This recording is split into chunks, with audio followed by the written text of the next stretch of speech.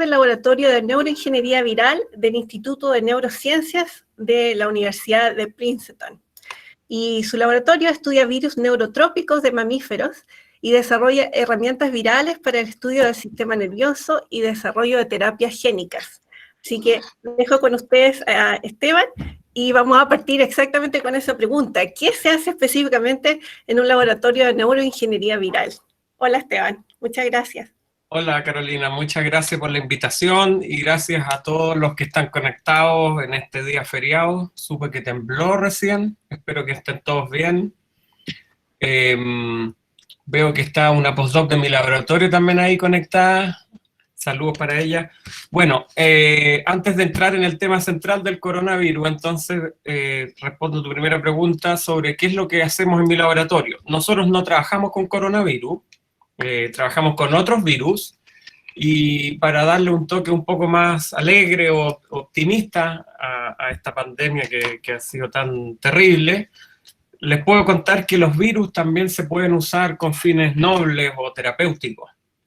Cuando se conoce muy bien cómo funciona un virus, cómo infecta una célula, qué células infecta, qué receptor ocupa para ingresar, cuando se conoce muy bien la biología del virus, se puede modificar genéticamente, se sacan los genes que causan enfermedad, genes de virulencia, y se puede ocupar el virus como un pendrive, así como un flash drive, porque los virus, a pesar de que son extremadamente simples, han evolucionado y han perfeccionado la estrategia que ocupan para diseminarse, que es infectar a la célula, entrar a la célula, tomar control de la célula, inyectando su material genético.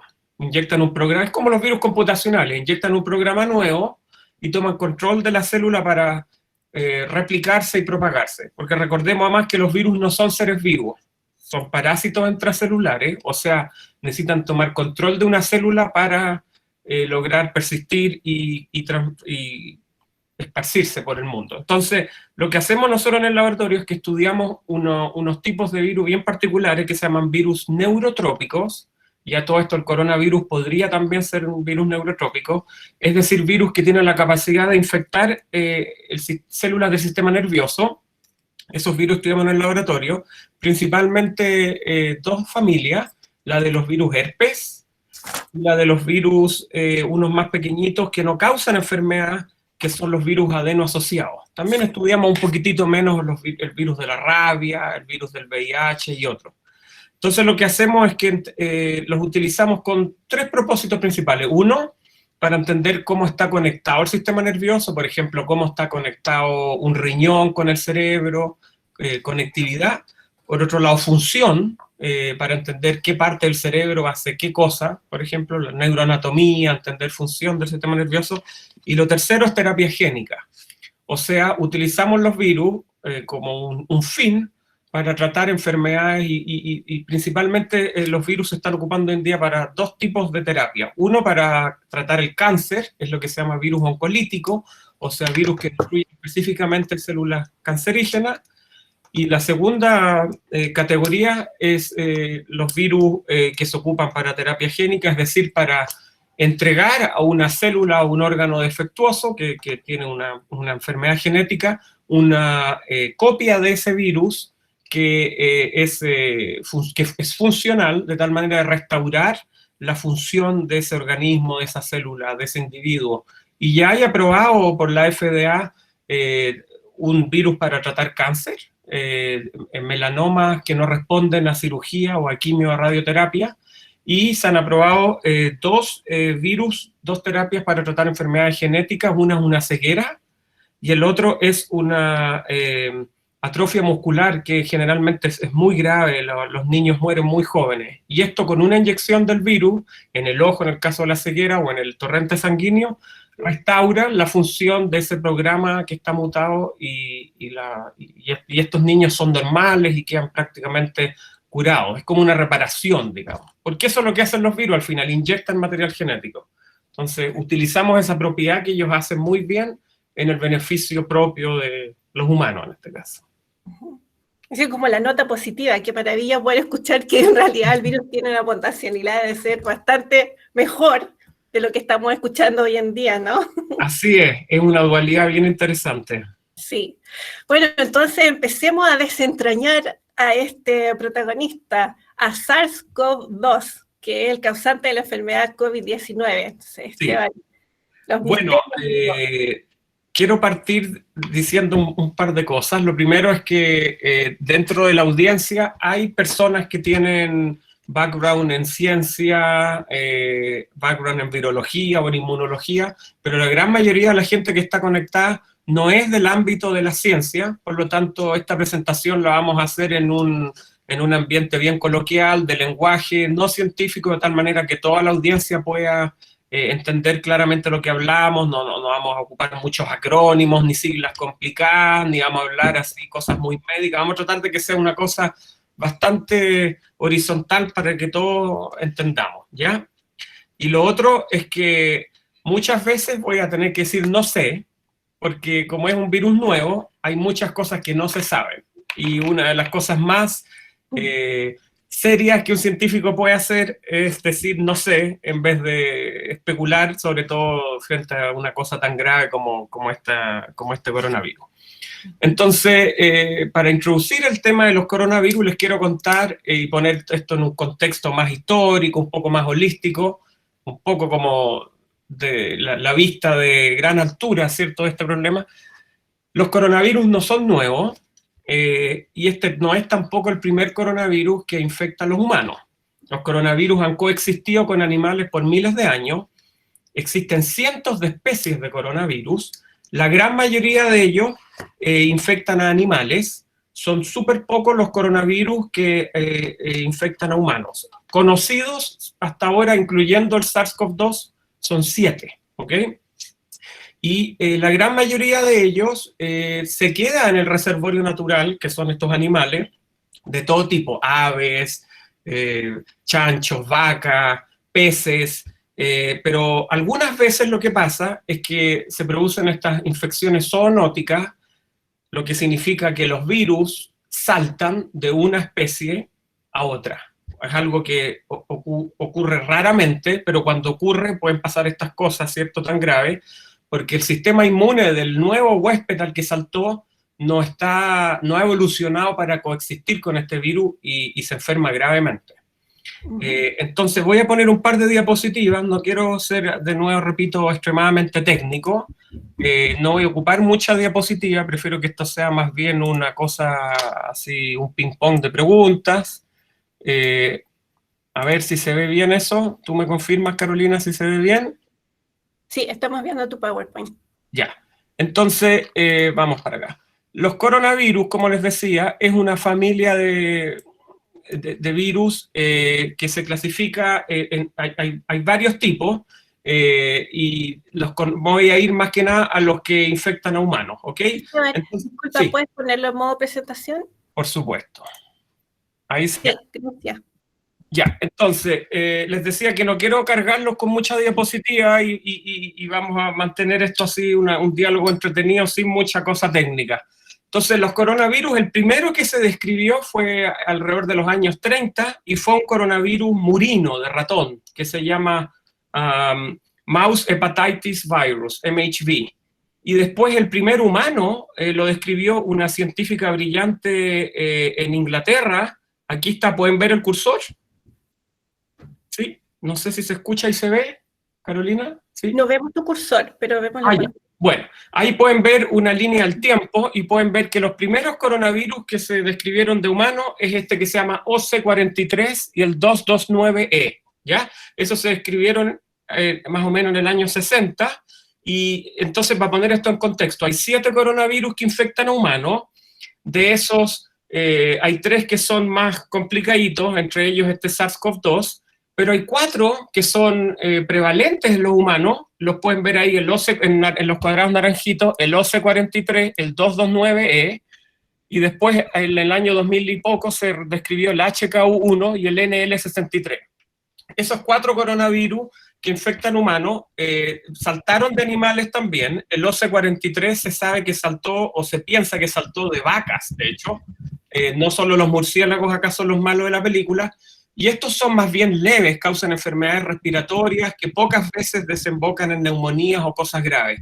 Se cree que estos cuatro, el 43, el 229, el HK1 y el NL63, son el responsable de alrededor, depende de qué estadística le creas, entre el 5 y el 30% de los resfríos comunes. Son virus estacionales que están todos los años infectándonos. Y después hay otros coronavirus que han sido más patogénicos en los humanos, todos originados de murciélago. Está el SARS-1, que lo pueden ver ahí alrededor del año 2000, el cuadradito naranjo, que es un pariente de este SARS-CoV-2 que causa el COVID-19, y el MERS, que es otro coronavirus bastante complicado, que saltó de los murciélagos a los dromedarios, y de los dromedarios a los humanos, y después está este SARS-CoV-2, que es el que nos tiene a todos encerrados en nuestras casas, que también se originó en murciélagos. No se sabe si tienen un intermediario, se cree que puede ser el pangolín, que es un bicho asiático, un animal asiático que no tenemos en Chile, ni en Estados Unidos, pero no está claro si tiene este reservorio intermediario. Entonces los coronavirus son virus de ARN o ácido ribonucleico. En el caso de los SARS, por ejemplo, y la mayoría de los coronavirus tienen unos genomas bastante grandes para ser virus de RNA, de casi 30 kilobases. Eso es muy grande para un virus de ARN. Y ahí pueden ver la estructura del coronavirus, ¿ya? El nombre corona, como lo pueden ver ahí, se origina por estas antenitas rojas que tiene el coronavirus, que pareciera, ¿cierto?, como una corona de las que se ponen los reyes, ¿cierto? Y esas antenitas rojas son justamente la proteína más relevante, diría yo, para lo que vamos a hablar después de vacunas, anticuerpos y tratamientos, porque es la que primero ve el sistema del huésped, el sistema inmune, y es la más importante para que el virus infecte una célula. Estas antenitas rojas, que se llama spike protein, o proteína de la espiga, o S, como se abrevia, es la que se va a unir al receptor que se llama en este caso ACE2, que es un receptor que está normalmente en la célula y que está encargado de regular la presión arterial y de unir una enzima que se llama angiotensina 2. ¿Ya? Esteban, ¿puedo preguntarte algo respecto a esto?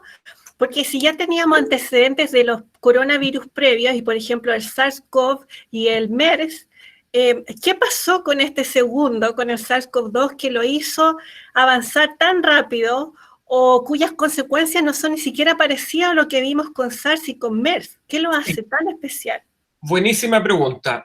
La respuesta no está totalmente clara. Yo te puedo decir lo que se sabe hasta ahora.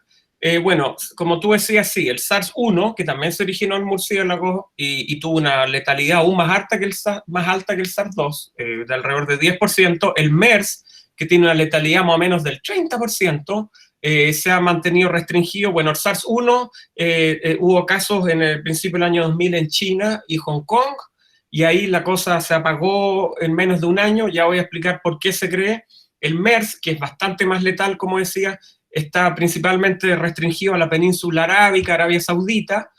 No ha tenido muchos casos, el SARS-1 alrededor de 10.000, el MERS un par de miles, y este COVID ya va en millones, ¿cierto? ¿Qué tiene de distinto este SARS-2 con los otros? ¿Y por qué se cree que se masificó tanto? Bueno, primero que nada, desde que se dio esta epidemia previa al SARS-1, los viajes en avión y el tráfico aéreo con China ha aumentado en forma exponencial. Por lo tanto, hay mucho más movimiento de gente ahora que a inicio del 2000, y eso mueve el virus más rápido.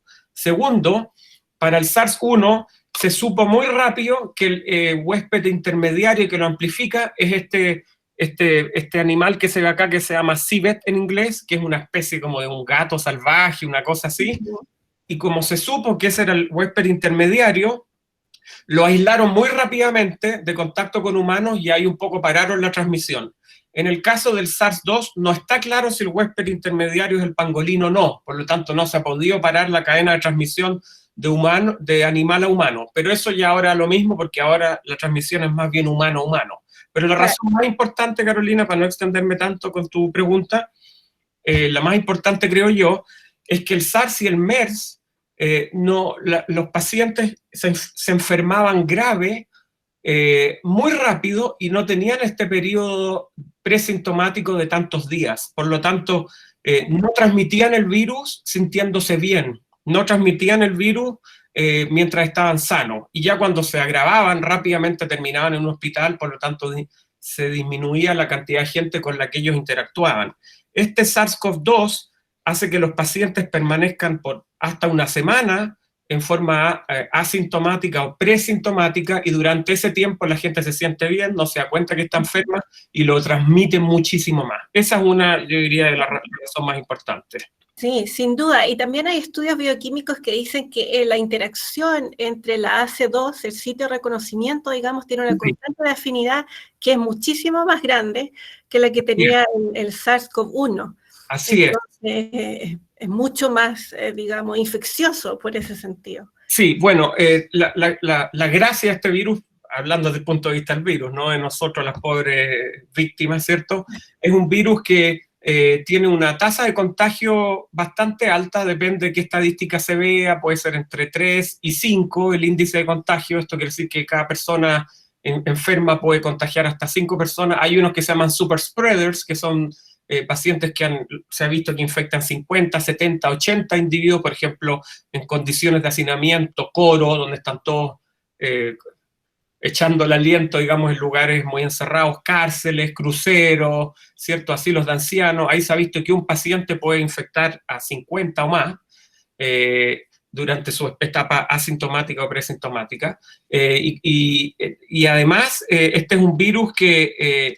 la letalidad está un poco discutida, porque como hay tanta paciente que no ha sido diagnosticado o confirmado, no está dentro de las cifras, y una vez que se sepa la penetrancia completa de este virus, yo creo que la letalidad, que hoy en día está entre el 3 y el 10%, dependiendo del país, va a bajar probablemente alrededor del 1 o el 2%, lo cual igual es súper alto considerado las decenas de millones de personas que se van a infectar en el mundo.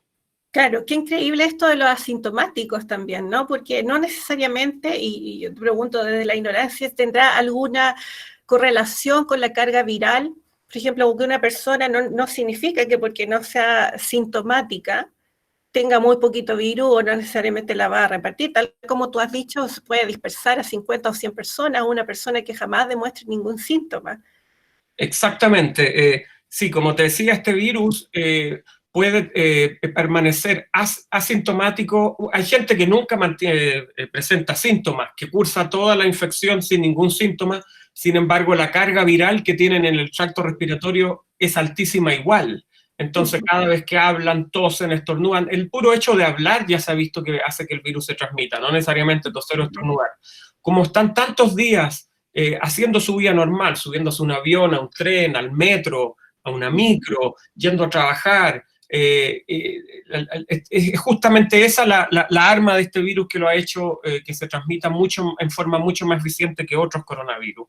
Y aún no queda claro qué porcentaje de la población queda permanentemente asintomática, o sea, nunca cursa síntomas. Se cree que podría ser un 15, 20, 30% del total de los infectados que nunca muestra síntomas, y esos son justamente los que más transmiten. Y como decías tú, la carga viral suele ser más alta o llegar a su pic un par de días antes de que los pacientes tengan síntomas. Entonces el virus es bastante astuto en el sentido que cuando uno todavía no cae en cama es cuando más lo está transmitiendo. Aquí se ve más o menos un poco como una línea del tiempo desde que aparecen los síntomas, y bueno, uno está transmitiéndolo antes de que aparezcan los síntomas, ¿cierto? Pero muchas veces la primera semana uno se la pasa en la casa, no se siente muy mal, y en general recién los que aquí también les muestro, ¿cierto?, que en la medida que la carga viral baja, empieza a haber un aumento exacerbado muchas veces de la respuesta inflamatoria al paciente, que es este triangulito naranjo. Y se ha visto que en muchos de los pacientes que caen grave es porque hay una respuesta inmune exacerbada, una respuesta inflamatoria de los hospederos sobre reaccionada, o lo que se llama una tormenta de citoquina. Y lo que se ha visto es que no solo es el virus propiamente tal o el daño que causa el virus a las personas lo que causa muchas veces la muerte, sino que es una respuesta no adecuada del hospedero, y se está viendo que algunas de las drogas, de hecho, que se están probando, no apuntan tanto a ser antivirales, sino que a ser antiinflamatorias. Me fui por otro lado de lo que preguntaste, pero... No, pero súper bien, porque exactamente estaba pensando mientras hablabas del personal médico, por ejemplo, y cuando Sí. hablamos de carga viral, que ellos están tan expuestos, ¿no? Su carga viral es no sé cuántas veces más que a un ciudadano común. Me imagino que ellos también pueden estar expuestos y tal vez, no sé de muchos casos en que haya reincidido una persona que se haya contagiado de coronavirus, y quizás nos vamos a mover un poco el tema de anticuerpos ahora. Sí. Tal como tú decías de los asintomáticos, por ejemplo, que quizás nunca saben que lo tuvieron y que se hayan recuperado, ¿cuántos datos más necesitamos para confirmar que quizás las personas se puedan enfermar múltiples veces de COVID-19? No sé si tú tienes algún antecedente de eso. Mira, la verdad es que ahí había un poquito de confusión, porque se ha visto que la gente muchas veces da positivo a este test de PCR, ¿cierto? Y después los dan de alta y siguen dando positivo al PCR, entonces mucha gente dice, y se pueden volver a reinfectar, no están protegidos. La verdad es que no he visto literatura convincente que diga que una persona en el corto plazo se pueda reinfectar con este coronavirus. Yo creo que tiene que ver más que nada con un problema de la técnica de detección, porque recuerden que el PCR lo que hace no es detecta virus infeccioso necesariamente, sino que detecta un fragmento pequeñito del genoma del virus. Entonces, incluso cuando el cuerpo ya está eliminando las células infectadas y se está recuperando de la infección, pueden haber trozos de virus no infecciosos, fragmentos de virus destruidos, que esta técnica de PCR igual puede estar detectando. ¿Ok? Ahora, la verdad es que hasta donde yo he visto, en la literatura, y de nuevo hay tantos hallazgos nuevos todos los días, hay cientos de papers nuevos todos los días, lo que les diga hoy tal vez mañana va a cambiar, porque esto está avanzando a una velocidad vertiginosa. Las publicaciones con respecto a este virus, hasta donde se ha visto, una persona que se recupera de la infección no debiese reinfectarse con el mismo virus, al menos no por unos meses. No queda claro, y esto nos pasamos un poco al tema de las terapias, ¿cierto?, la vacuna, basado en lo poco que sabe de este virus, pero en lo que más se sabe de los otros 6 coronavirus que se han estudiado más, que infectan humanos, se ha visto que la inmunidad humoral, o sea, de anticuerpos contra los coronavirus, dura, dependiendo del estudio, de unos pocos meses, desde 3 meses hasta 2 años. Por lo tanto, en general se podría pensar que al menos por una temporada, 6 meses, 1 año, esa persona no debiera reinfectarse con el coronavirus, y de reinfectarse debiera tener una sintomatología muy leve, porque alguna inmunidad, ya sea del sistema inmune humoral, de anticuerpos o celular, del linfocito va a quedar y le va a permitir enfrentar la infección de mejor manera. Así que yo no estoy convencido de que haya una reinfección de los pacientes recuperados. Perfecto. Y ya que estamos hablando de eso, ¿podemos entonces clarificar un poquito o esclarecer cuál es la diferencia entre el test de PCR y el test de anticuerpos? ¿Qué voy a medir con cada uno? Sí, buena pregunta. La verdad es que, a ver, ¿tengo alguna diapo de eso? No, pero bueno, se los voy a explicar así con conversa, que es más entretenido. Hay 2 principales sistemas de diagnóstico, ahora hay un tercero que voy a mencionar al final también. El principal que todos han escuchado, ¿cierto?, es esto del PCR, que se mete estos hisopos nasofaringios, ¿cierto? No sé si lo logran ver ahí, medio flexible, que se mete por la nariz hasta el fondo, que es bien molesto. Ese saca células epiteliales que debieran contener virus, ¿cierto? Eso después se analiza por una técnica molecular que lo que hace es detectar un trocito, no sé si están viendo ahí la diapo, del esquema del virus. Ya, ahí está el genoma del virus, y esta técnica de PCR detecta un trocito del ácido nucleico, del ARN del virus, ¿ya? Y esta técnica en general debiera decir si una persona está con una infección aguda, o sea, está en este minuto enfermo con el virus, está contagioso, hay que tener ojo, ya sea que se vaya a la casa a hacer cuarentena, o si está muy grave que se hospitalice, o viene recién saliendo y todavía se le están detectando restos del virus. ¿Ya? Esa es la técnica de PCR, que es para diagnosticar un paciente que se está empezando a sentir mal, o para uno asintomático mandarlo a la casa a cuarentena.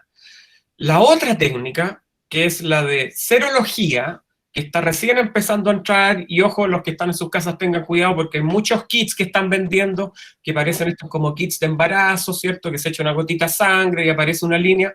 Muchos de ellos son muy malos, de frentón no funcionan, o son muy poco específicos o tienen muy baja sensibilidad.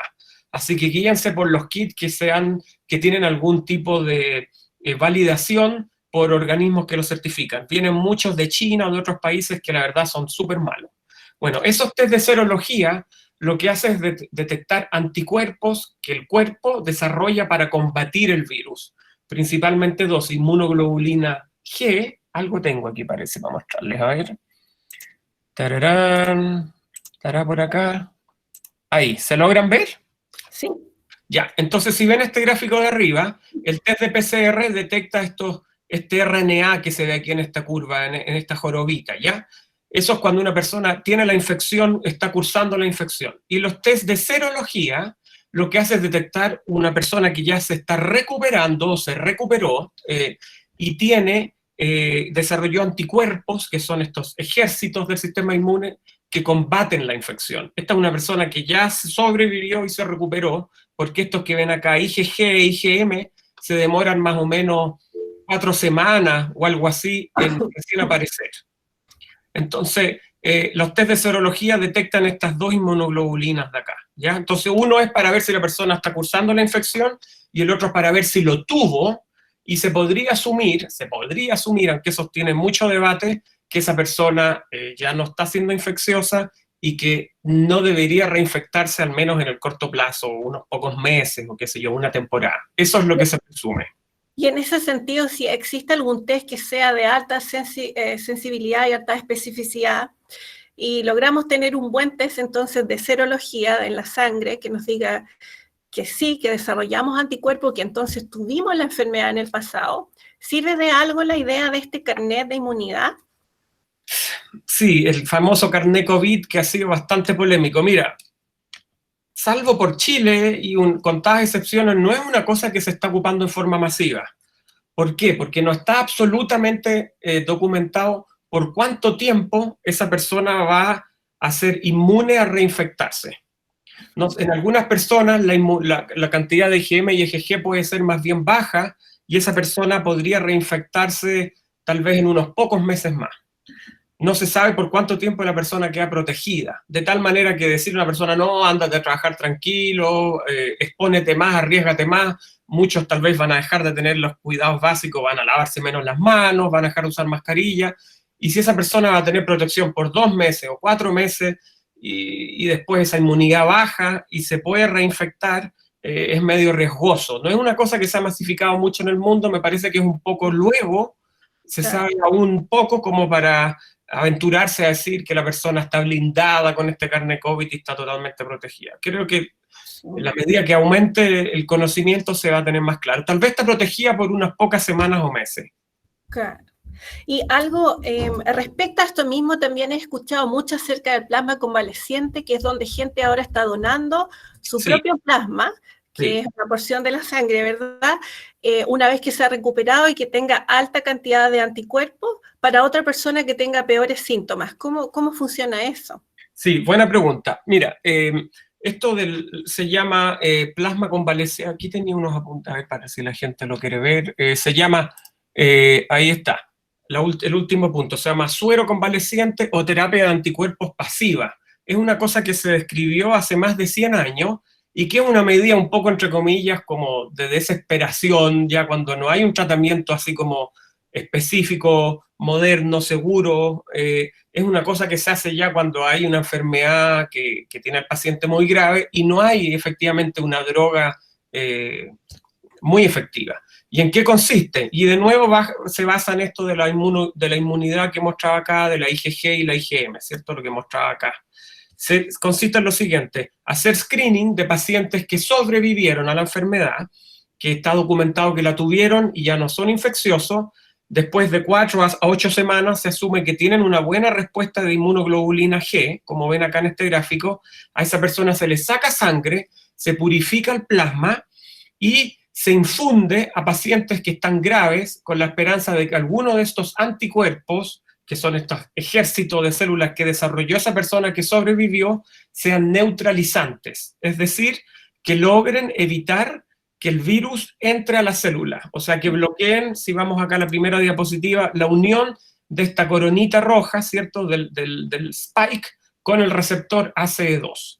Ahora, no es una panacea, no es una cosa que funciona siempre, porque va a depender un poco de qué tan buena fue la respuesta inmune de ese sobreviviente.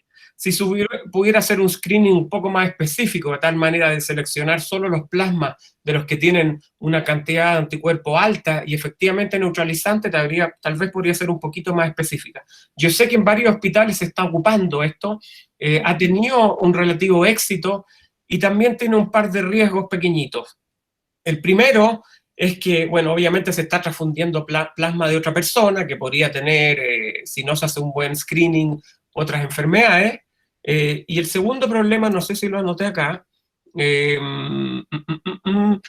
acá, se puede producir una cosa que se llama ADE, que es el Antibody Dependent Enhancement of Infection, o sea que los anticuerpos de esa persona pueden agravar la infección, o hacer, esto pasa rara vez, pero pasa, y también es una cosa que hay que tener con cuidado al probar las vacunas, por eso no se puede apurar la cosa a la vacuna y lanzarla al mercado al tiro. Estos anticuerpos, si no neutralizan, si son anticuerpos debiluchos, malos, pueden acrecentar la entrada del virus o la infección. Y el otro riesgo, para terminar, Carolina, con la pregunta del plasma, es que se ha visto que en los pacientes con coronavirus, con COVID-19 que se agravan, se provoca un fenómeno de hipercoagulación, trombos por todas partes del cuerpo, hay un problema también ahí de nuevo de una respuesta inmune exacerbada, y se ha visto que estos plasmas podrían tener factores de coagulación que podrían en algunos casos acelerar todos estos procesos tromboembolíticos. Por lo tanto, muchos de estos pacientes que le aplican los plasmas, que ya están bastante graves, algunos conectados a ventilación mecánica, se les da también un tratamiento anticoagulante. Pero y de resultar bien, esto ya sea en forma de plasma convaleciente o de los anticuerpos aislados, como las terapias en las que están trabajando muchas compañías farmacéuticas ahora, el resultado debiera ser muy rápido, ¿no? Si debiese ser muy rápido, si una persona está muy enferma, digamos, y recibe una inyección de anticuerpos, quizás la mejoría debería verse en unas pocas horas, ¿no? Sí, excelente pregunta. Como te decía, esto el plasma es un poco como a la antigua, medio a la fuerza bruta, ¿cierto? Pues le sacáis plasma a una persona, se lo pasáis a otro sin hacer una caracterización muy cuidadosa de cuáles son los anticuerpos. Pero efectivamente, como decías tú, si se hace un estudio más acabado de este plasma y se identifican cuáles son los anticuerpos que efectivamente inhiben la unión del virus a la célula y inhiben por lo menos, por lo tanto, que el virus entre, lo que se llama un anticuerpo neutralizante, si se identifican exactamente cuáles son esos anticuerpos, se podrían después en forma artificial en el laboratorio producir y podrían ser una terapia extremadamente eficiente si se dan al principio, cuando pocos virus han infectado la célula, se podría parar en seco la infección y como dices tú, se podría evitar que el virus entre a la célula. Y de hecho, para terminar con la pregunta y ponernos un poco más exquisitos con la tecnología que hay ahora, hay unos anticuerpos que se llaman nanobodies, que son unos anticuerpos, o nanoanticuerpos en español, son unos anticuerpos más chiquititos que los anticuerpos típicos que desarrollamos nosotros para la respuesta inmune. Se han caracterizado en tiburones, se han caracterizado en camellos y camélidos muy bien. En Chile hay un estudio que está haciendo esto, creo que con llamas o alpacas, y lo que pasa con estos anticuerpos nanobodies es que son mucho más pequeñitos. Y yendo a tu respuesta, a tu pregunta de la terapia, la ventaja que tienen es que son más pequeños, por lo tanto podrían penetrar mejor en varias zonas del cuerpo, como cruzar la barrera hematoencefálica, proteger el cerebro, proteger ciertos tejidos y órganos que anticuerpos más grandes no llegan, y además son mucho más termoestables, por lo tanto, si fuese esto una terapia, se podrían transportar a temperatura ambiente y no necesitarían refrigeración. Y ahora justamente lo que se está haciendo es que una vez que se identifica cuál de estos anticuerpos son efectivamente los buenos, los que se unen con gran afinidad al virus, los que son efectivamente neutralizantes, yo los podría producir en laboratorio como nanobodies y ocuparlo como una terapia extremadamente efectiva si se pone al principio. Perfecto. ¿Y qué queda para nosotros, para la población sana, con el tema que quizás todos estamos hablando últimamente y con las noticias de esta vacuna de ARN? Claro. ¿Cuál es la solución para la población que no ha sido expuesta? Sí, buena pregunta. Yo diría que a grandes rasgos hay dos estrategias, y aquí voy a hablar un poquito de los estudios clínicos porque veo que la pregunta más recurrente es, ya, pues la vacuna ¿cuándo? ¿Hasta cuándo estamos encerrados? ¿Por qué se demora tanto? ¿Por qué no la hacen más rápido? Si hay tantos laboratorios, tanto presupuesto, tanta gente. Bueno, primero que nada, para ir a grandes rasgos. Los tratamientos en general, ya sea de drogas principalmente, que regulan la respuesta inmune exacerbada, antiinflamatorios o anticuerpos en esa familia, o antivirales, ¿cierto? O estos suero convaleciente que ya discutimos con Carolina, son terapias que en general se ocupan a gente que ya está enferma y muchos de ellos muy graves. Entonces, en esta población que está grave, hospitalizada en la UCI, se puede tomar un poquito más de libertades y tener estrategias de tratamiento un poquito más experimentales y más riesgosas, porque esta gente que lo más probable es que se agrave y se muera. Entonces ahí se pueden hacer estas cosas un poquitito más experimentales, con menos pruebas de seguridad.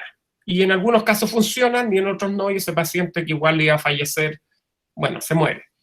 Ahora, eso es tratamiento paliativo, ¿ya?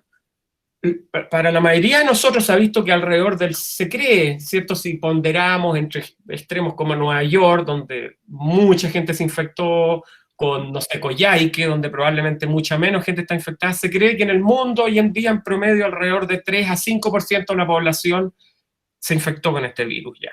O sea, el 90 y tanto por ciento de nosotros no nos hemos enfermado y estamos muertos miedo qué va a pasar, ¿cierto? Ahí hay que ocupar estrategias preventivas. Y aparte de estos nanobodies que hablábamos, la más esperada y ansiada por todo el mundo es la vacuna. Entonces, ¿qué es lo que pasa? Como hay 7 billones y tanto de gente que no se ha infectado con el virus y que estamos perfectamente sanos, no nos pueden colocar una vacuna si no ha sido probada en forma extensa, acabada en varias etapas de prueba clínica que aquí les quiero mostrar. Fíjense aquí donde dice Clinical Trial Process, después hay una barrita que dice 5 a 15 años. No los quiero deprimir con eso. Eso no significa que vamos a estar 5 años encerrados. No. Eso es lo que normalmente dura un estudio clínico de un fármaco o una vacuna, para pasar por todas las etapas, desde que es preclínica, que se prueba en células en cultivo o en animales, hasta que se prueba primero en humanos, en un grupo pequeñito, lo que se llama, que se ve primero la seguridad en fase 1, después en fase 2 se ve la efectividad en una población pequeña y después recién en fase 3 se ve la efectividad en gente enferma, en miles de personas. Todas estas etapas no se pueden acelerar más que cierto punto, porque como les decía, es una terapia, una vacuna que le vamos a dar a 7 billones de personas que están sanas y no queremos que la vacuna cause un problema. No queremos a esa gente enfermarla por un efecto secundario. Por lo tanto, por más que estamos en pandemia con mucho miedo y con mucha muerte alrededor, no podemos lanzar al mercado una vacuna que no sepamos que es segura antes que eficaz. Y solo cuando se vea que es eficaz se va a lanzar al mercado. Y después el otro desafío que hay es cómo producimos, si es una dosis suficiente, 7 o 8 billones de dosis, y si se requieren 2 dosis, que es muy probable, cómo producimos 14 a 16 billones de dosis. Eso también es un desafío logístico. Claro. Porque lo más optimista y una cosa sin precedente, que sería como una cuestión increíble para la medicina, sería que esto esté en un año. Eso jamás ha ocurrido en la humanidad, las vacunas se demoran muchos años. Así que dudo que este año tengamos una vacuna en la escala de producción que la humanidad requiere. Ojalá el próximo año, ese sería el mejor escenario. ¿Y qué pasó esta vez que hizo el proceso tantas veces más corto? O sea, ¿por qué? ¿Por qué? Bueno, primero que nada, aquí, no sé si esto se ve bien o lo agrando, Carolina, tú me dices. Sí, si lo pones en modo presentación, vamos a agrandar un poquito. Lo puedo hacer un zoom. Ahí está. Ya, entonces, ¿por qué esto se está agilizando? Ahora, ojo, cuando decimos agilizando, es que está la mayoría de las vacunas, o no la mayoría, unas pocas. Bueno, primero, hay alrededor de 100 vacunas que se están probando en este minuto. En China, India, Israel, Reino Unido, Estados Unidos, Italia, Holanda, hay alrededor de 100. De esas 100, yo diría que hay unas 5 o 6 que tienen más promesa. Lo más probable es que al fin de este embudo, ¿cierto?, que pase por todas las pruebas clínicas que se ven acá, que es como un embudo, se llegue a unas pocas, ¿cierto? Y si es más de una, aún mejor. Perdón, no, se me fue para el otro lado. Ahí. ¿Por qué estamos ya tan rápido en fase 1 y algunas ya a punto de pasar a fase 2? Primero que nada porque se están ocupando vacunas que ya tenían algún grado de validación previa, ¿ya? Y aquí voy a explicar rápidamente cuáles son los tipos de vacunas que se están ocupando. No sé si se ve bien el dibujito, hay 6 principales tipos de vacunas, no ven el cursor, pero van a tener que ver más o menos dónde yo estoy hablando. Arriba en rojo está el virus, ¿cierto? Y ahí si bajan hay 6 cuadraditos. Una es que se ocupa el virus vivo pero atenuado, o sea, un virus vivo medio debilucho. El otro es que el virus se destruye, que es el segundo cuadradito gris, y se inyecta el virus destruido, molido en pedacitos, pero el sistema inmune igual lo ve, ¿ya? Y monta una respuesta inmune protectora. Esteban, cuando ves en tu pantalla y pones sí, tu mouse, abajo aparece algo así como un lápiz, un puntero. Puedes utilizarlo. Donde están las flechas, en el extremo. ¿Ahí se ve? Ahí se ve. Ya, estoy... ¿Sí? ¿Se ve, Carolina? Sí, vemos amarillo ahora, sí. Estoy rayando, dejándola en barraca, pero bueno. La segunda que les muestro acá es la del virus que se destruye y se inyecta. La tercera, que está acá, es cuando se ocupan trocitos del virus, ¿ya? Esas son como las más clásicas que se han ocupado hace más de 100 años. Y las más modernas que ocupan ingeniería genética son las de acá, ¿ya? Una es ocupar lo que se llama una vacuna de DNA, ¿ya? Que está acá, que se ocupa un pedacito del genoma del virus, digamos, por ejemplo, que es el pedacito de ahí arriba, y se pone en un vehículo plasmidio, ¿ya? Y lo más probable es que eso va a ser esta coronita roja que les mostraba acá el spike, ¿ya? Ese gen acá que es el spike. Otra, que es la que últimamente salió en el diario de esta empresa que se llama Moderna, ¿ya? Que es la que está acá en esta tabla, ahí, esto es una cosa sin precedentes, no se ha aprobado para ninguna terapia, pero lo bueno es que se puede escalar y se puede producir en forma muy rápida y hasta ahora pinta súper bien. Y es lo que se ocupa un trocito de RNA, ¿ya? Que de nuevo va a ser del spike o de esta proteína de la corona, esta S. Y la tercera es ponerla dentro de otro virus, en este caso un adenovirus, que ya se ha ocupado antes con éxito y que se sabe que funciona bien, y lo que simplemente se hace es poner ahí en el centro en rojo un pedacito del genoma del coronavirus. Entonces, para responder a tu pregunta, Carolina, alguna de estas plataformas ya se había ocupado antes y se sabía que eran seguros. Entonces entraron al tiro a fase 1, abreviada, y algunas ya están a punto de pasar a fase 2 por lo mismo, porque estas plataformas ya se sabía que andaban bien y solamente había que demostrar que al agregarles este pedacito nuevo del coronavirus seguían siendo seguras, y ahora ya se está pasando a fase 2, que es la de eficacia. Entonces, ¿tú crees que vamos a volver a la vida pre-corona una vez que se lance esta vacuna? Porque tal como decía, mientras más empresas farmacéuticas mejor, porque hay que vacunar literalmente a todo el mundo, ¿no? Y después de eso, ¿es esa la única solución posible que vemos en el corto plazo? Esa no es, la vacuna es más en el corto mediano plazo. Mira, yo creo que al final vamos a terminar con una mezcla de cosas. Uno, un porcentaje de la población se va a terminar infectando, algunos muriendo, obviamente, pero muchos sobreviviendo, ¿ya? Y esos debieran estar protegidos al menos por una temporada, esperemos 6 meses, un año en el mejor de los casos. Esos no se van a reinfectar. Recordemos que el virus, para mantenerse en el ecosistema, necesita gente que sea susceptible a enfermarse. Si yo ya me curé el coronavirus, podemos asumir que por un tiempo no me voy a enfermar, entonces quedo descartado de la población de riesgo. Esa es una cosa que va a reducir la masa de gente susceptible. 2, van a empezar a haber terapias que a los que se enfermen los paren antes que se agraven. Antiinflamatorios, antivirales, estos anticuerpos que se estuvo, el suero convaleciente. Por lo tanto, vamos a parar a los que están infectados antes que terminen conectados a un ventilador o muriéndose. Por lo tanto, esperamos que la letalidad del virus empiece a bajar, y ya está bajando con algunas terapias que se han aprobado, como el Restemivir, que es un antiviral, entre otras. Y después podría entonces venir la vacuna, tal vez el próximo año, y ahí ya podríamos todos respirar tranquilos y esperar que al menos el 60-70% de la población se vacune, porque obviamente va a haber algunos lugares donde no va a poder llegar la campaña de vacunación. También lamentablemente están los anti-vaxxers que no creen en las vacunas. Espero que se hayan convencido al ver a su alrededor toda esta tragedia que las vacunas sirven.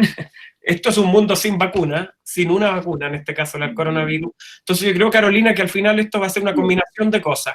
Que la gente que se infectó ya no va a quedar susceptible, que van a haber mejores tratamientos paliativos para los que ya están graves, de tal manera de salvar a muchos, y después va a entrar la vacuna, si es que se desarrolla una vacuna que funcione. Porque hay un pequeño porcentaje, no quiero ser negativo aquí ni pesimista, hay un pequeño porcentaje de posibilidad de que no haya una vacuna eficiente. ¿Y por qué digo esto? Porque no hay hasta ahora en el mercado ninguna vacuna efectiva contra coronavirus humano. Ya hay 7 coronavirus humanos, no se ha desarrollado ninguna vacuna eficiente contra coronavirus. Hubo algunos estudios para el MERS y el SARS-1, que eran los más complicados, se empezaron a desarrollar vacunas, llegaron a fase 1, algunas a fase 2, pero como estos virus retrocedieron y pararon en un tiempo relativamente corto, separaron los estudios, no llegaron lamentablemente hasta el final. Si hubieran llegado hasta el final, tal vez ahora estaríamos un poquito más adelantados. Para los únicos casos que hay vacunas de coronavirus que funcionan con relativa eficacia es porque la mayoría de los coronavirus, como decía, infectan animales, no humanos. Hay algunas vacunas para coronavirus, contra coronavirus canino, porcino y aviar, que han funcionado con relativa eficacia. Esos son los únicos antecedentes previos que hay. Pero recordemos que no todas las vacunas funcionan y no todas funcionan muy bien. Tal vez lo que podría ocurrir es que esto se va a transformar en un virus estacional y que todos los años nos vamos a tener que vacunar, que no es tan terrible. Y entonces, esa formulación, por ejemplo, ¿hay opciones de que el virus mute, como lo hace el virus de la influenza, donde quizás la preparación sea distinta cada cierto tiempo? ¿Qué se sabe de las mutaciones de este coronavirus? Sí, buena, voy a poner por mientras que hablamos aquí otra diapo por si la gente quiere ir leyendo con lo que se sabe de vacuna. Mira, de nuevo, te voy a hablar solo con lo que se sabe hasta ahora. Este es un virus nuevo, los estudios están recién empezando a salir.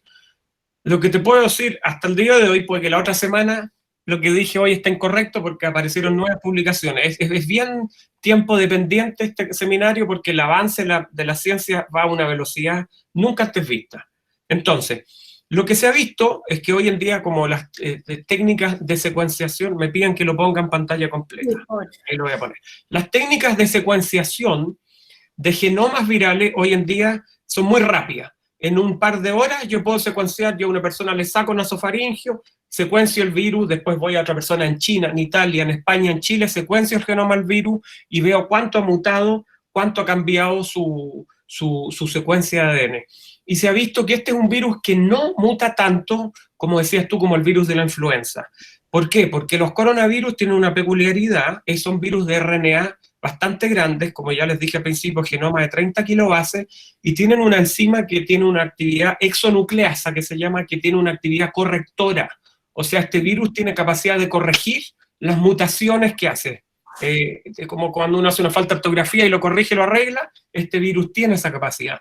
Entonces no muta tan rápido como otros virus. Por lo tanto, yo creo que no hay riesgo de que una vacuna que se hace hoy no funcione contra el coronavirus de un paciente mañana. Yo creo que eso no es riesgo. Además que recordemos que las vacunas van a apuntar a regiones de esta spike, la spike, ¿cierto? La que está acá, esa en rojo, van a apuntar a regiones, del spike, que son conservadas, que no mutan mucho. Y para terminar tu pregunta, lo que te quería decir es que se hizo, creo que salió ayer un estudio que secuenció miles de aislados de la nariz, de la saliva, de pacientes que estaban enfermos, miles, y se vio que la tasa de mutación, como ya les decía, es más bien baja, y que además estas mutaciones, pocas que hay, no se han visto correlacionadas con un cambio en la virulencia del virus. No se ha visto que el virus se está volviendo más letal, más agresivo. No es el caso. Así que yo me quedaría tranquilo que si hay una vacuna eficiente contra el virus, lo más probable es que su eficiencia permanezca por un buen rato. No me preocuparía de que de un día para otro la vacuna deje de funcionar. Sí, eso es súper bueno saber y sobre todo porque ahora que mencionaba las vacunas y los movimientos anti-vacunas, yo creo que esa es otra batalla que hay que pelear ahora, que es derrumbar todas estas opciones o todas estas teorías que han habido en torno al virus, porque fue algo que nos tomó a muchos de improviso, por improviso, y también porque muchos de nosotros no teníamos idea y recién nos enteramos, por ejemplo, de la influenza española y la catástrofe que eso significó. Deberíamos quizás tener esto más en cuenta para el futuro. ¿Vamos a estar en presencia de otro tipo de pandemias como esta? ¿O esto es muy remoto, quizás en otros 100 años o algo así? ¿Hay algo que el humano ha hecho en el modo de vivir, de comportarse, etcétera, que esto quizás sea parte de la nueva normalidad? Súper buena pregunta. Para terminar con el tema de las vacunas, me quedó una colita, una cosa que quería decir antes y ahí te respondo a esta pregunta que es buenísima. Como decía, no me preocupa mucho que el virus mute tan rápido que haga que la vacuna no funcione. Cuando decía que probablemente nos tengamos que vacunar, tal vez, todos los años, no es porque el virus mute y haya que hacer una vacuna nueva, sino porque la inmunidad frente a los coronavirus se ha visto que puede ser corta. Por lo tanto, la protección que confiere la vacuna podría ser de duración de 6 meses, 1 año, 2 años, no porque el virus mute. Volviendo entonces a lo que tú me preguntaste. Mira, las pandemias no son ni una novedad. Si tú pones pandemia en internet, vas a ver que desde que hay seres vivos sobre la Tierra, en este caso los humanos, han habido desde la gripe española, la peste bubónica, la peste negra, que el sarampión, que la viruela, algunas, el ébola, algunas mucho peores que el coronavirus en su letalidad, algunas mucho más espantosas que han matado a mucha más gente. Tenemos que aprender a coexistir con las pandemias, porque esto es algo que ha ocurrido y va a seguir ocurriendo siempre.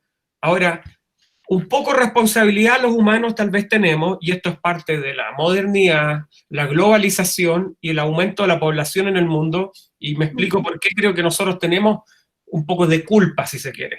Primero que nada, hay mucha gente. Y hay mucha gente entonces que necesita lugares donde vivir, que está sobrepoblando el mundo, estamos talando bosques, estamos yéndonos a vivir a lugares donde antes no había humanos y nos estamos exponiendo a animales salvajes en África o en Asia que no se habían visto enfrentados a humanos. O sea, hay animales que no habían estado en contacto con humanos que ahora están relacionándose con humanos y eso da pie para zoonosis, que es el salto de un virus de un animal a un humano. Por lo tanto, a la medida que hay más gente, hay más riesgo de eso. Segundo, viajamos mucho más que antes. Antes uno viajaba a pie, después a caballo.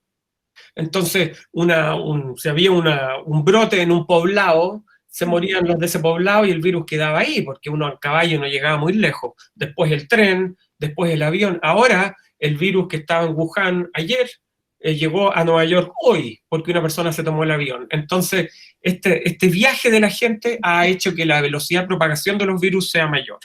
Además, otro problema es que nosotros, como humanos, como somos más, ha aumentado el consumo de proteína animal. Más chancho, más vaca, vacuno, más ave. ¿Y qué es lo que pasa? Estos animales, ¿para qué hablar de cuando se cazan animales salvajes? Que es algo que todavía ocurre en algunos poblados rurales de África, Asia, donde con arco y flecha cazan un animal salvaje, ¿cierto? Lo matan, ese animal se desangra, lo llevan, ¿cierto? En el lomo, a la choza, el cazador queda todo lleno de fluidos de ese animal. Esa es una forma de zoonosis de texto, de libro. Pero entonces, como te decía, en la medida que necesitamos comer más pollo, más chancho, industrialización de la producción avícola, ganadera, hace que nos veamos más expuestos porque estas aves, estos animales, son reservorios de virus que obviamente si voy a una chanchera o una avícola donde hay 2 millones de animales hacinados, hay más posibilidad de que se amplifiquen y que salten a los humanos. Entonces, nosotros tenemos algo de responsabilidad. Y lo que hace, claro, lo que tú mencionas hace perfecto sentido, entonces, con pensar en un mercado como el de Wuhan, ¿no? Con los mercados, como muchas de las fotos que nosotros vemos en los mercados asiáticos ahora por curiosidad, y dice, ¿a qué se le llama un wet lab? O sea, un wet market. Claro. Donde la carne ni siquiera está refrigerada, cortan el pedazo ahí mismo, ¿verdad? La forma, la higiene es mucho más, es muy diferente a la idea que tenemos de acá, por ejemplo, un supermercado común y corriente. Sí, tal cual. Como les decía, en la medida que aumenta el volumen de producción de animales, hay más posibilidad de que estos animales que son reservorios generen virus que salten al humano, y como decías tú, más aún si uno va a un lugar donde se compran muchos de estos animales, que son animales salvajes, ni siquiera son animales que estaban en una avícola o en una chanchera donde los animales se les vacuna, se les hace testeo para que no tengan enfermedad. Estos son animales que se cazan del medio ambiente, de tal manera que obviamente si yo voy ahí a un mercado y elijo un murciélago, un pangolín, ya sea para llevármelo a mi casa de mascota, o para comérmelo, o para criarlo, obviamente estamos forzando una cosa que ecológicamente ocurre a que pase con mayor frecuencia, porque nosotros somos reservorios de virus, pero los animales salvajes también.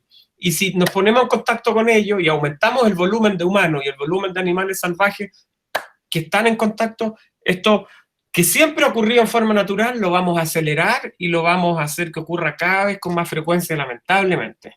Claro, y ahora me quiero poner un poquito polémica, porque cuando estás hablando de los anticuerpos y de las formas que tenemos para crear anticuerpos sintéticos, por ejemplo, como las compañías farmacéuticas, como modo de terapia, ¿existe siquiera la posibilidad de que se pueda crear un virus sintético? Y esto es para poder desmitificar si en el caso que la respuesta es sí, cómo comprobar o diferenciar un virus sintético de un virus biológico. Y esto lo hago para derribar la creencia de que el virus haya sido primero creado en un laboratorio, o la posibilidad de que el virus haya sido biológico y haya efectivamente escapado de algún laboratorio. ¿Cuáles son tus pensamientos acerca de eso? Te agradezco la pregunta, Carolina, porque la verdad es que me asusta un poco ver tanta gente que está amplificando noticias o teorías que no tienen confirmación o asidero científico, que no se han demostrado, y que lo único que hacen es asustar a la población, tergiversar la información, generar que la gente tenga miedo a las vacunas, o que crea que esto es un complot de países, que China, que Estados Unidos, que los gobiernos. Les puedo decir, en base a la información científica que hay al día de hoy, les puedo decir que desmiento fehacientemente que esto haya sido un virus artificial hecho en laboratorio. No hay ninguna evidencia científica que apunte a esto. Cero, ¿ya? Eso es uno. ¿Y por qué les digo? ¿Cómo podríamos saberlo? Por ejemplo, ¿cómo se descubre un virus sintético? Sí, buena pregunta. Bueno, primero que nada, antes de responder, los murciélagos se ha visto que son reservorios de más de 500 coronavirus. 500. Así que esto que pasó con el SARS-1, el SARS-2 y el MERS, es una cosa que no tendría por qué sorprendernos. Son reservorios naturales de virus, igual que las aves son reservorios de influenza. Eso es, el ecosistema es la realidad, así que no nos debería extrañar que esto pase. Segundo, como te decía al principio, la tecnología de secuenciación o de desciframiento del genoma de los virus hoy en día está muy avanzada. Yo te saco a ti un hisopo de la nariz, ¿cierto? Una muestra, en 2 horas yo secuencio ese genoma, yo veo todo el mapa, la estructura de ese virus, y inmediatamente lo puedo meter en un software computacional y puedo ver si es idéntico o muy parecido al del murciélago, si es muy parecido al del camello, al del pangolín, de tal manera que puedo inmediatamente asociar de qué animal se hizo ese salto. Lo otro que te quiero decir además, yo soy virólogo, ¿ya? Y te diría que no conozco ningún virólogo, muchos que son mucho más exitosos y más inteligentes que yo, y más famosos y más experimentados, no existe el conocimiento que permita a un virólogo en forma artificial hacer un virus tan eficiente, tan bueno para transmitirse como este. No se sabe aún todo de los virus, de tal manera que yo pueda artificial, sintéticamente, con fines maquiavélicos, hacer en el laboratorio un virus y poder predecir cómo se va a comportar, cómo va a infectar y cómo se va a transmitir. Por lo tanto, no está el conocimiento al nivel necesario para hacer un arma de bioterrorismo de cero en el laboratorio. Y además, al secuenciar, como te decía, el genoma de estos virus, si esto hubiera sido, si esto se hubiera hecho en forma sintética, artificial en el laboratorio, siempre quedan huellas o señales en el genoma de ese virus que te dice que hubo una intervención humana al hacer el virus. Y en este caso eso no se ha encontrado. Por lo tanto, repito, este es un virus natural cuyo reservorio natural es el murciélago. Eso se demostró absolutamente. Si tú comparas el genoma del virus de murciélago con el SARS-2, son casi idénticos, no se hizo artificialmente, nadie lo liberó de ninguna parte. Estas son cosas que en la ecología ocurren todo el tiempo y van a seguir ocurriendo lamentablemente. Si nosotros somos cuidadosos en no comernos animales salvajes, en no aumentar el consumo de carne, en no poblar zonas del mundo inexploradas por los humanos, donde hay animales que nunca se han visto expuestos a los humanos, tal vez vamos a reducir esa posibilidad. Pero esto es algo que siempre va a seguir ocurriendo, incluso puede pasar con nuestra mascota en la casa. O sea, se ha visto, por ejemplo, que algunos gatos de casa, de las casas, gatos domesticados, como tienen este mismo receptor, los humanos los pueden infectar con coronavirus. O sea, estos saltos zoonóticos han ocurrido siempre y van a seguir ocurriendo lamentablemente. No es el primero, no va a ser el último y no lo hizo nadie a propósito. Qué increíble y qué susto. Gracias por haber clarificado eso, porque esclarecía esa pregunta, porque mucha gente se la hace y lo otro que anda dando muchas vueltas, y ya que tú eres virólogo tengo que preguntarte, pero existe incluso la remota posibilidad de que un virus como este pueda ser dispersado a través de una antena de celular. Y me refiero específicamente a estas teorías que andan dando vueltas acerca de la tecnología 5G para celulares y que se ha movido tan fuertemente por el mundo que incluso ha causado que gente en Inglaterra, en algunas localidades, vaya a destruir estas antenas de celulares. Como entendemos lo del virus y nos puedes explicar un poco cómo es la única forma en la que se pueda dispersar un virus como este. Sí, la verdad es que es absolutamente imposible que las antenas de celular 5G sean responsables de transmisión de virus o de esta pandemia. Eso es una mentira, una falacia, una más de estas teorías de complot que no tiene absolutamente ninguna prueba científica que alguien pueda decir es un hecho. Son puras cosas infundadas que generan miedo en la población, desconocimiento, y desvían el foco de atención a lo que es especialmente relevante, que es lavarse las manos, usar mascarilla, no estar en contacto con animales salvajes, y digamos, creer a lo que realmente tiene prueba científica, no a las cosas que están flotando en el aire sin ninguna confirmación. Ahora, la única forma que este virus se transmite hoy, ya los murciélagos pasaron a segundo plano, porque ya hubo el salto del murciélago al humano. La única forma ahora que este virus se siga transmitiendo es de humano a humano. Mientras hayan humanos susceptibles, es decir, humanos que no se hayan enfermado con COVID-19 y que no sean inmunes, y mientras hayan humanos que no se cuiden y no tengan las normas que podemos tener mínimas de distanciamiento y de protección, el virus va a seguir feliz y campante saltando de uno a otro. Que es lo único que podemos hacer que se ha visto que funciona. Mantener distancia, usar mascarilla y lavarse las manos. Es lo único que podemos hacer y esperar que los tratamientos y las terapias, ya sea paliativa o preventiva como la vacuna, avancen lo más rápido posible. Pero la verdad es que todas estas teorías conspirativas que tú mencionas, lo único que hacen es dañar, atrasar los avances científicos, desviar el foco de atención y generar miedos innecesarios. Gracias. Sí, súper bien. Y entonces ahora hablando de lo humano y de lo que se ha dicho de la inmunidad de rebaño, o vamos entonces a ejemplos de países exitosos. ¿Cuáles son tus consejos acerca de eso? Sí, bueno, la mayoría de los países no han sido exitosos y yo diría que en general, como humanidad, no estábamos preparados, a pesar de, igual que el sistema inmune, parece ser que los humanos tenemos en muchos casos memoria de corto plazo. Han habido pandemias, algunas bastante recientes, esta no es la primera, no va a ser la última, y pareciera ser que nos pilló mal preparados, mal parados. Los virus que tienen la mayor capacidad de transmisión en forma tan masiva son los virus respiratorios. Por lo tanto, de haber alguna pandemia, lo más probable es que sea del tipo de los coronavirus, de la influenza, virus que se transmiten por partículas de saliva, virus que se pueden transmitir en forma muy rápida. Otros virus que se transmiten por ejemplo, contacto sexual o otras vías de transmisión no se transmiten en forma tan rápida y se pueden prevenir con formas, con cosas más fáciles. Entonces, nos pilló mal parado, porque claramente nadie estaba preparado con la cantidad de camas de hospital que se necesitan, de ventiladores, de médicos intensivistas, de desarrollo de vacunas preventivas.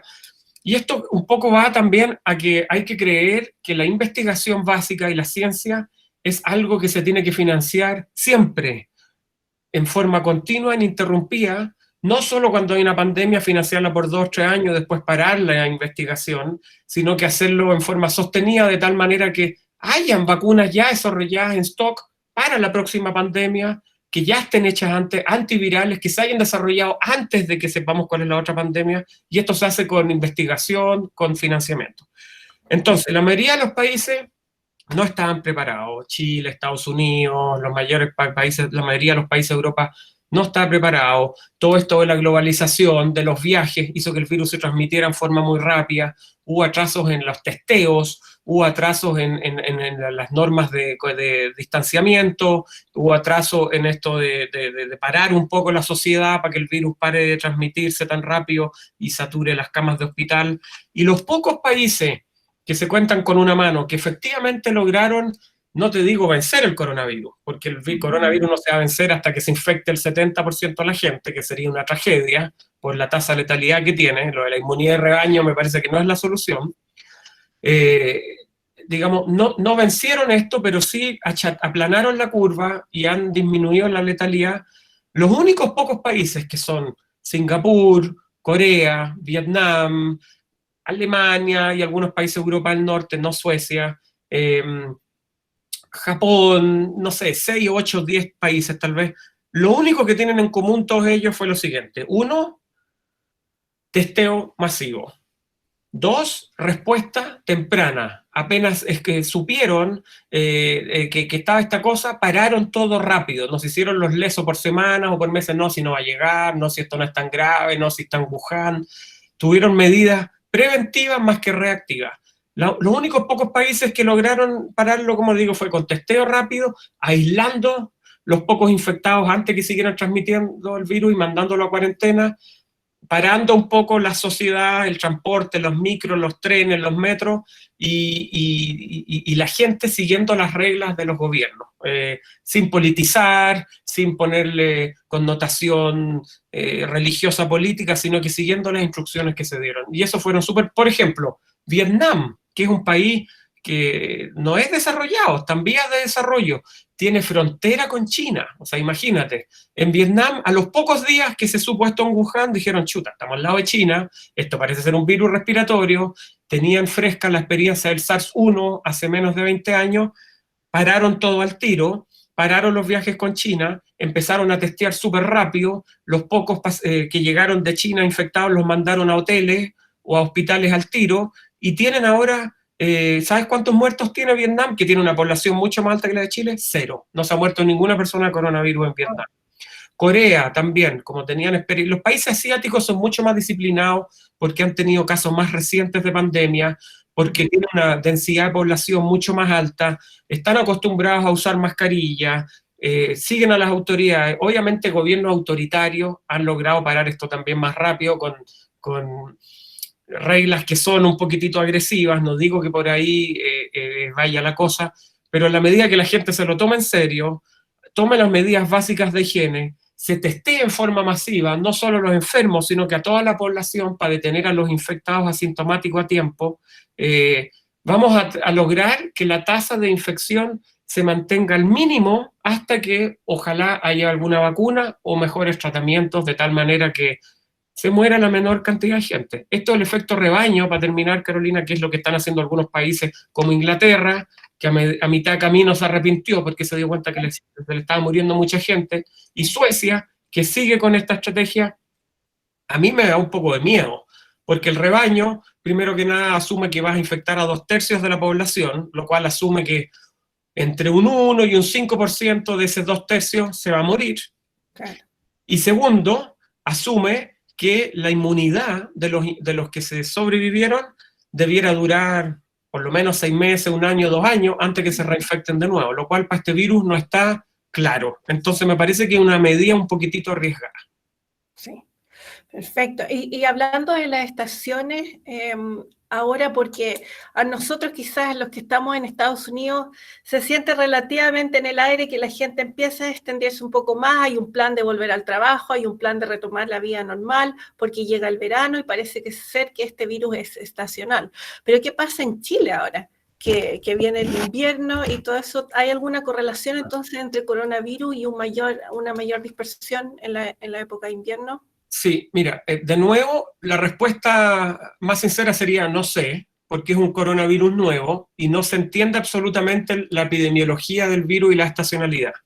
Extrapolando a los coronavirus conocidos, a los otros 6 que han habido, o llevándolo a los 4 coronavirus que han coexistido con nosotros, voy aquí a la tablita, los rectangulitos rojos que hay ahí, llevándolo al caso de los 4 coronavirus respiratorios que infectan a los humanos, ellos sí tienen una estacionalidad. Se ha visto que, como les dije al principio, son responsables de entre un 5 y un 30% de los resfríos estacionales. Se ha visto que son prevalentes, pero que tienen una mayor incidencia en invierno. Si asumimos que este va a tener un comportamiento similar, cosa que no te puedo garantizar, podríamos pensar que en el invierno van a haber más transmisión que en el verano. Además, podría esto deberse a que en el invierno estamos todos encerrados, más hacinados, y en el verano estamos más afuera, donde hay más volumen de aire y el virus se diluye más, ¿cierto?, que en una pieza encerrado. Por lo tanto, si hay estacionalidad, podríamos esperar que bajen un poco los casos en el verano y que después vuelvan a dispararse en el invierno. Y además recordemos que en el invierno este virus va a competir por las camas de hospital y el acceso a médicos con otros virus estacionales respiratorios, como el virus respiratorio sincicial, como la influenza y otros. Ahora, se está viendo en algunos países que como estamos todos siendo mucho más cuidadosos con el distanciamiento social, con toser en el codo, con ponerse mascarilla, con lavarse las manos, estos otros virus estacionales bien complicados, como el sincicial y las influencias, también parece ser que van a ser un poquito menos dañinos en el invierno que se viene, justamente porque está toda la gente mucho más consciente. Ahora, aun cuando tengan estacionalidad, te digo de nuevo, mientras hayan humanos susceptibles que no se hayan infectado antes y que no estén protegidos, ya sea porque sobrevivieron al virus y están inmunizados o por la vacuna, va a seguir habiendo un porcentaje de transmisión, ya sea invierno o verano. O sea, si nos encerramos todos a ver un recital en un estadio o en una sala de clase, sea invierno o verano, con que haya una persona infectada, sintomática o presintomática en esa sala de clase o en ese estadio, decenas de personas a su alrededor se van a infectar igual. Perfecto.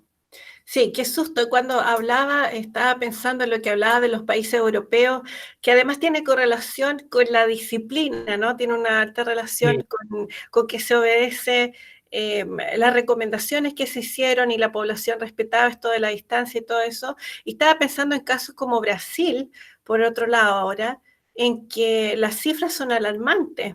Y entonces estoy pensando que quizás el factor cultural tiene mucho que ver también en la forma en cómo este virus se presenta. Sí, buena pregunta. Y volviendo, esto además reafirma otro de los mitos que hay. En Brasil, en general, es un país relativamente templado, con temperaturas altas, calorcito, ¿cierto? Copacabana, Ipanema, la playa, y el virus está matando gente a diestra y siniestra. Por lo tanto, algunas personas que dicen, no, en el verano el virus se muere, en el verano el virus a los 30 grados se inactiva. Eso no es verdad, porque vayan a Brasil, donde ahora hace calorcito, y la tasa, las curvas de infección de Brasil son aterradora, y creo que en las próximas semanas ya van a superar a los casos de Estados Unidos.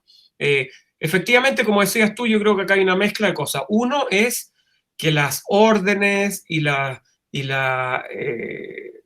estrategias de mitigación y de prevención tienen que venir del gobierno, tienen que ser claras y tienen que ser implementadas lo antes posible. Mucha gente dice, no, es que si nos encerramos antes, la economía, la cesantía, la hambruna. Yo entiendo el suicidio, la depresión, la gente encerrada. Hay un montón de otras variantes aquí terribles que no las quiero minimizar, si una gente en una zona no tiene que comer, la violencia intrafamiliar. Hay unas cosas terribles y van a aumentar las muertes por otros fenómenos como efecto secundario del coronavirus espantoso. No quiero minimizar eso, pero en la medida que obedezcamos las normas básicas, distanciamiento, lavarse las manos, usar mascarilla, y paremos un poco la economía y todo, al principio, cuando todavía la semilla de casos es baja, más rápido vamos a poder reabrir la economía y más rápido vamos a poder volver a la normalidad. Los países que han demorado en responder o que se han hecho los lesos son los que tienen ahora la cantidad de casos disparados, lamentablemente, y cuando ya paras o cierras el comercio y los trabajos, cuando tienes una incidencia de casos alta, ya la verdad es que se te va a morir un montón de gente y no vas a poder parar muy bien esto. Así que, como dices tú, tiene que ver con implementar estrategias claras de salud pública, agresivas, tempranas, uno, ¿cierto? Que no todos los países, algunos países niegan esto, algunos gobiernos dicen que esto es mentira, que no es tal, no quiero politizar, no soy político, no comentarista político, no quiero dar nombres, algunos países lo han hecho muy mal en ese sentido.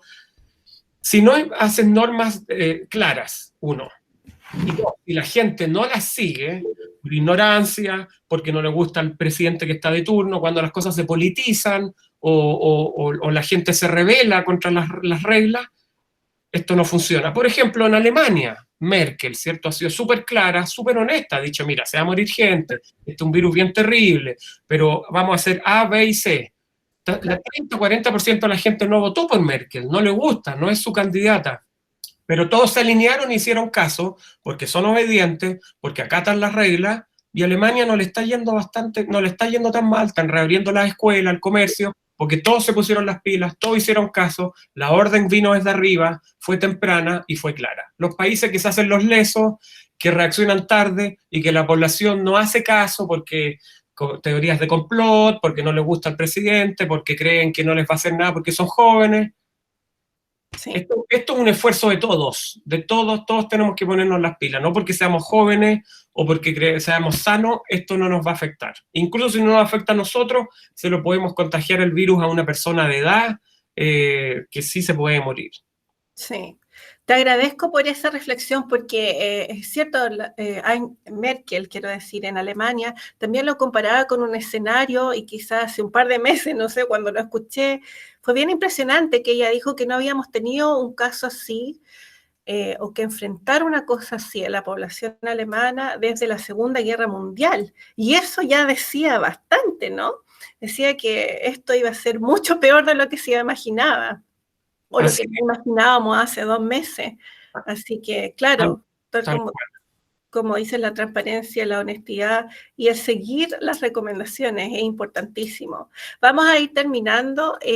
La gente ha estado muy activa en el chat y creo que hemos cubierto casi todas las preguntas, pero lo que me quedó para preguntarte es que cuando hablabas de los test, mencionamos 3 tests, pero no mencionamos el tercero y habíamos dicho el PCR y los anticuerpos en serología. Entonces quería retomar ese punto. Se me quedó en el tintero, muchas gracias por el recordatorio. Entonces la mayoría de la gente, como ya les comenté, ahora está en sintonía con el test de PCR, que es para diagnosticar los que están infectados y transmitiendo el virus, sea asintomático o asintomáticamente hoy día. Eso es uno. Después, está el test que permite ver si alguien se infectó y sobrevivió, y ahora ya se mejoró, y ese es el test de serología, ¿ya? El primero, de PCR, se saca saliva o algo nasofaringeo, fluido, y de ahí se detecta material genético del virus. El segundo, el de serología, hay que sacar una gotita de sangre, y eso se analiza para ver si tiene anticuerpos, o sea, si el sistema inmune de la persona ya reaccionó y vio al virus, ¿ya? Ese dice, yo ya tuve el virus y me mejoré. Y el tercero, que es uno que ojalá se masifique, es complementario o compite con el de PCR y se basa en utilizar anticuerpos para ver si hay presencia de antígenos del virus. ¿Y en qué consiste? Bueno, el de PCR, ¿cierto? Que es para ver si una persona está infectada hoy, requiere, ¿cierto?, que se haga esta cosa nasofaringea o de saliva y después se lleve a una máquina bastante sofisticada que tiene un costo y que hace que no se pueda masificar en muchos países, que se llama PCR, que es bastante engorroso, ¿ya? Pero es una técnica bastante precisa y sensible y específica. La otra forma de hacer este test es que este mismo lavado nasofaringeo salival se le hace un test que es el siguiente. Se coloca este fluido con anticuerpos que se desarrollaron contra esta proteína de la corona, esta antenita roja del coronavirus, ¿ya? Y si estos anticuerpos reaccionan con esa antenita, ¿cierto? Porque recordemos que el virus, ¿cierto?, es un estuchito de proteína, una cápside, ¿ya? Acá hay un virus. Entonces, este estuchito, esta envoltura, son proteínas, ¿ya? Y una de estas proteínas es esta spike, esa que se ve ahí en rojo en mi diapositiva, ¿ya? Y adentro de esa envoltura está el ácido nucleico, el ARN. La técnica de PCR detecta ese ARN y es una técnica costosa y bastante engorrosa. Este tercer test que les estoy mencionando ahora, que es el de antígeno, lo que hace, en vez de detectar el ácido nucleico, detecta una proteína de la envoltura y funciona bastante bien, no requiere equipamiento sofisticado como el de PCR y se puede hacer sin cadena de frío, sin equipo, y se puede hacer más rápido, en 5 minutos. Es un poquitito como este test de embarazo. Se toma un lavado nasofaringio, se coloca en este estuchito bastante sencillo, ¿ya? Y lo que hace es que si hay el anticuerpo reacciona con esta proteína de la envoltura, va a dar una señal que en general es de colorimetría, un color rojo, un color azul, y va a funcionar en 5 minutos. O sea, es más barata que el PCR, más sencilla, más rápida, y se puede hacer en países que no tienen los equipos de PCR. Esa está recién entrando al mercado, ojalá se masifique, porque la única forma de parar la transmisión exacerbada del virus es hacer testeo a toda la población, no solo los que llegan enfermos al hospital, a todos los que están presintomáticos o asintomáticos, de tal manera que les digamos, ándate a tu casa, aíslate por 2 semanas, no enfermes a familiares, no enfermes a amigos. Por lo tanto, este tercer sistema, que es el de antígenos, si se masifica, yo creo que va a funcionar muy bien, sobre todo en países que no tienen la capacidad de hacer el de PCR. Nos pregunta si la plataforma es ELISA. ¿Este es un test de ELISA? Sí, este tercer sistema que les dije podría tener 2 plataformas o 2 formas de implementar. Uno, que es la forma clínica, bastante más cuantitativa, que es la de ELISA, pero para eso no se necesita una maquinita que está en un laboratorio. Y la segunda, que es un poquito menos precisa y tal vez un poquitito menos sensitiva, que es que se hace, como les decía, este test de embarazo. Y ese simplemente dice sí o no, no es cuantitativa, no dice cuánta copia viral, cuánta carga viral tengo, sino que simplemente dice positivo o negativo. No es lo más preciso tal vez, pero se puede masificar y se puede hacer en 5 minutos en tu casa y no tiene necesariamente que hacerse en un centro de salud con equipamiento muy sofisticado, utilizando en países desarrollados que no tienen el equipamiento adecuado, que permitiría aislar a la gente que no sabe que lo está transmitiendo y decirle, oye, ándate a tu casa, aléjate de tu abuelito, de tu abuelita, de tu hijo, quédate 2 semanas encerrado porque tienes el virus aunque tú no lo sepas. Súper. Súper, Esteban, no quisiera quitarte más minutos, pero ha habido mucho interés, sobre todo en esta última parte, nos han llegado muchas preguntas, entonces quisiera saber si es que podríamos enviarte estas preguntas en línea y quizás hacer una nueva sección en el newsletter o algo así para seguir contestando alguna de ellas, pero quisiera tu última reflexión antes de terminar la reunión, ¿con qué nos deberíamos quedar? ¿Cuánto más nos queda de esta pandemia y qué nos queda? Seguir viendo, ¿qué podemos esperar? Bueno, la verdad es que nos pilló a todos desprevenidos, es una cosa bastante intimidante,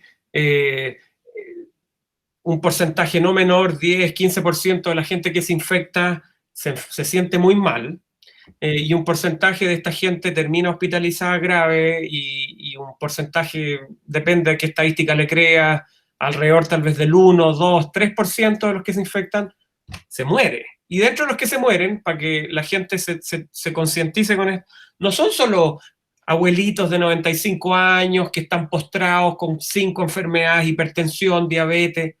Sí, muchos son ellos, pero se está viendo ahora que esto afecta gente de 30, 40 años sana, sin enfermedad de base, unos pocos de esos se mueren. Se ha visto que afecta a niños y les da una infección sistémica tipo síndrome de Kawasaki. Se ha visto que un porcentaje muy pequeño, pero aún no menor, de niños se pueden morir. Entonces, no se crean inmortales, no piensan que no, esto al tatarabuelo, no, esto puede enfermar muy grave y matar a cualquier persona, porque no conocemos muy bien ¿Cuáles son los factores de riesgo, además de los que ya se sabe, hipertensión, diabetes, obesidad? Hay algunos factores de riesgo que no conocemos que hace que gente joven, sana, también se enferme. Así que aquí la única forma de salir de esto, primero que nada, el primer consejo, paciencia, porque esto es una cosa que se va a demorar meses, si no años, en superarse del todo, ¿ya? Así que no crean que esto el otro mes va a haber una vacuna. Ojalá haya una vacuna de aquí a un año. Eso ya sería un tremendo salto de la medicina nunca antes visto. Paciencia, cuídense, no se descuiden con las normas básicas de higiene, empatía con los que lo están pasando mal, empatía con los que están sin trabajo, desesperados en sus casas. Algunos van a verse obligados a salir a comprar comida, a trabajar, los médicos, las enfermeras, los personales de salud, empaticen con ellos que están arriesgando su vida por curarlos a ustedes. Por lo tanto, no les den más trabajo, no se expongan en forma innecesaria y lamento decirles que ojalá esta sea la última pandemia de nuestra generación, ojalá no llegue otra, pero esto es una cosa que la humanidad siempre ha visto y siempre va a estar. Mientras hayan seres vivos en la humanidad, van a haber virus que nos infecten. Así que nada, cuídense, sigan las normas de higiene mínima, no se expongan necesariamente, háganle caso a las autoridades, no en sus redes sociales, no esparzan o no masifiquen cosas que no hayan sido confirmadas, no masifiquen cosas de complot, antivacunas, que las antenas celulares hacen que nos enfermen, que este virus lo diseñó un terrorista en el laboratorio, porque nada de eso es verdad. Estas cosas siempre han ocurrido en los ecosistemas y en la naturaleza. Y nada, reflexionemos un poco de qué podemos hacer nosotros para cuidarnos, reflexionemos de cómo podemos cuidar a la población de riesgo y reflexionemos también para darnos cuenta de que se puede vivir en forma un poquitito más simple, sin tener que estar en un ritmo frenético, porque ahora que estamos todos encerrados en las casas, igual podemos trabajar en forma remota, igual podemos funcionar, por lo tanto, que nos haga tal vez un poquitito reflexionar de la sociedad que queremos para adelante, un poco menos consumista, un poco menos expansivista, un poco más consciente con el medio ambiente, un poco más empática con el resto de la gente, porque este virus infecta a pobres, a ricos, a blancos y a negros, así que nada, que nos dé para pensar un poco en ser mejores personas y en ver cómo podemos evitar esto en la medida que estén nuestras capacidades. Y a cuidarse todos, porque sí, la única forma de salir de esto es trabajo en equipo, porque si yo no me cuido, expongo al del lado y viceversa. Exactamente, sí. Esteban, yo no sé si tengo las palabras suficientes como para agradecerte por la presentación, estuvo muy buena, la forma en la que nos presentaste todo esto fue tan educativa que yo creo que expresando todo el sentimiento de Nexo y de todos los que están en el chat, te agradezco montones porque fue muy informativa, fue súper útil y espero que sigas en contacto con nosotros, con Nexo, quizás te vamos a enviar algunas otras preguntas porque hubo mucha curiosidad, así que gracias por tu tiempo y gracias por haber compartido todos tus conocimientos. Bueno, gracias a todos los que se conectaron en un feriado. Lamento no haber respondido todas las preguntas, que eran muchas. Espero que hayamos respondido por lo menos las que se repitieron más entre la gente. Agradezco a todos la sintonía y que más se hayan dado la lata de escucharme y espero que les haya aclarado alguna de las dudas. Y gracias a ti, Carolina, y a Nexos por la invitación. No, absolutamente. Bueno, los dejo muy invitados entonces para este ciclo que Nexo ha dedicado a COVID-19 y en general nuestra misión ahora ha sido comunicar la ciencia de una forma mucho más masiva y en términos mucho más simples. Así que ayúdenos, visiten los sitios, visiten nuestras redes, Instagram, Twitter y www.nexoschileusa.org. Así que están muy invitados a conectarse a los próximos webinars. Gracias por todo. Chao, chao. Gracias a todos.